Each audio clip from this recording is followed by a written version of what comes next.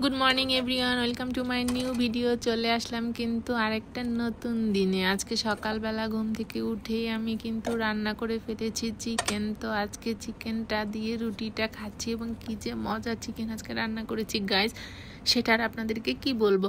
তো যেহেতু আমি প্রতিদিন আর্লি মর্নিংয়ে রান্না করি, বিকজ আমার বাসার ফ্যামিলি মেম্বাররা সবাই সকালবেলায় বেরিয়ে যায়, তো সারা দিনে আর রান্না করতে হয় না। আমি একটু আর্লি মর্নিংয়ে রান্না করি, সো দ্যাটস ওয়াই আজকে কিন্তু রাতের বেলা আমি এখানে মাংসগুলো মেরিনেট করে রাখছি, বিকজ কালকে সকালবেলা আমি এটাকে রান্না করব। এর জন্য রাতে তাড়াতাড়ি করে মেরিনেট করে রেখে দিলে সকালবেলা ঘুম থেকে উঠে কিন্তু এটাকে আমি রান্না করে ফেলতে পারবো সবাই বাইরে বেরিয়ে যাওয়ার আগেই। তো যেই ভাবা সেই কাজ, আমি কিন্তু মাংসটা কেটে নিয়েছি এবং কেটে সব মশলা দিয়ে কিন্তু এটাকে মাখিয়ে নিচ্ছি। আপনারা কিভাবে মাংস রান্না করেন আমাকে জানাবেন। আমি এক এক সময় এক একভাবে মাংস রান্না করি। তো আজকে আমি আর মশলা আলাদাভাবে কষাবো না, তো সব কিছু একবারে মেখে আজকে রাতে রেখে দিব এবং কালকে সকালবেলা কিন্তু ঘুম থেকে উঠে এটাকে আমি রান্না করব। দেখা যাক কেমন হয় আজকে মাংসটা রান্না করা।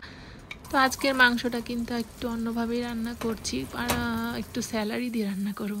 স্যালারি দিয়ে এর আগে মাছের রেসিপি কিন্তু আমি আপনাদের সঙ্গে শেয়ার করেছি। তো মাংস দিয়ে স্যালারিটা খেতে কেমন হয় রান্না করে দেখব।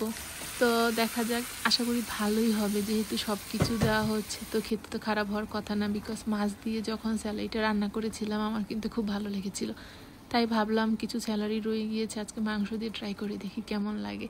তো হোপফুলি ভালোই হবে এবং এটা কিন্তু খুব মজাও হয়েছিল। আমি কিন্তু আপনাদেরকে বলেছি আজকে মাংস রান্নাটা খুব মজা হয়েছিল। তো এভাবে মেখে রেখে কিন্তু, যেহেতু আগের দিন রাত্রেবেলা মেখে রেখেছিলাম, সো আমার কিন্তু খুব বেশি কষ্ট করতে হয়নি।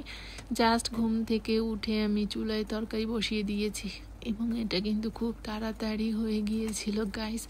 কিছুই করতে হয়নি, জাস্ট কড়াইতে বসিয়ে দিয়েছি এবং এটাকে জাস্ট ঢেকে রেখেছিলাম 10 মিনিটের জন্য। মাংস একদম কষে গিয়েছে, তার মধ্যে স্যালারি দিয়ে দিয়েছিলাম এবং জল গরম করে রেখেছিলাম সেটাও দিয়ে দিলাম এবং খুব তাড়াতাড়ি উইদিন হাফ অ্যান আওয়ারের মধ্যে কিন্তু আমার রান্নাটা কমপ্লিট হয়ে গিয়েছে এবং সবাই কিন্তু এটাকে খেয়েই অফিসে যেতে পেরেছে। বাইরে চলে গিয়েছে, আমার ছেলেকে স্কুলে দিয়ে আসতে হয়েছে।